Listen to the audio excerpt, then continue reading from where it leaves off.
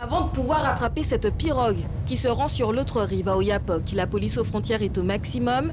60 km/h sur le fleuve, les forces de l'ordre ne peuvent pas aller plus vite. Refus d'obtempérer, ce piroguier risque gros. La frontière entre le Brésil et la Guyane est toujours fermée.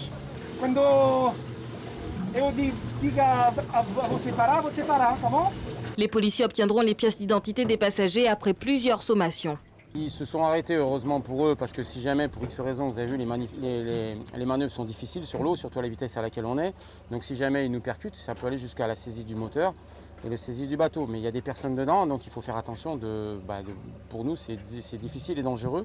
On va leur faire des non-admissions. Comme ce sont des Brésiliens qui n'ont pas eu l'autorisation de passer sur le territoire national, ils auront droit à une non-admission et ils seront dans nos fichiers comme quoi ils sont arrivés de manière illégale sur le territoire de la Guyane.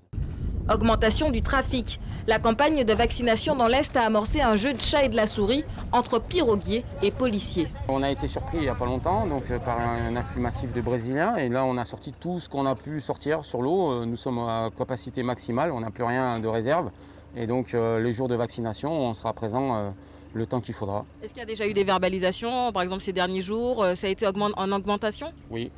Et là, c'est un petit peu plus calme parce qu'ils s'aperçoivent que maintenant, on commence à verbaliser un peu plus sérieusement. Et donc, il y a moins de passages.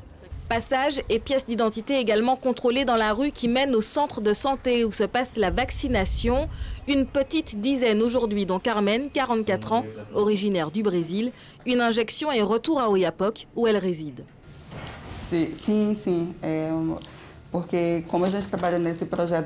travaille sur le projet de la coopération frontalière. Je travaille dans le transport de personnes, je suis chauffeur et je suis en contact tous les jours avec beaucoup de monde. C'est pour ça que c'est mieux d'être immunisé.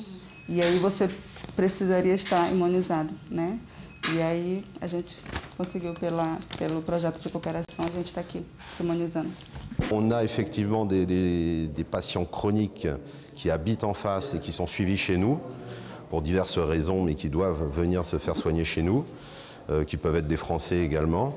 J'ai fait une liste de 51 personnes, voilà, et qui, effectivement, on va convoquer ici pour la vaccination. 51 personnes, les seules autorisées à traverser pour se faire vacciner. Dans la salle d'attente, il y a aussi des habitants de Saint-Georges. Pour le reste, la communication concernant la vaccination a un peu trop bien fonctionné. Il y a eu un effet d'annonce avec des rumeurs qui ont couru du côté Oiapoque, qui ont été relayées par même des officiels. Et donc beaucoup de gens d'Oiapoque, les réseaux sociaux, ça va très vite, sont venus ici en pensant qu'ils allaient pouvoir se faire vacciner du côté français. 36 vaccinations sont prévues chaque jour ici, c'est l'objectif. Des recrutements sont en cours pour l'ouverture d'un autre lieu de vaccination dans la commune.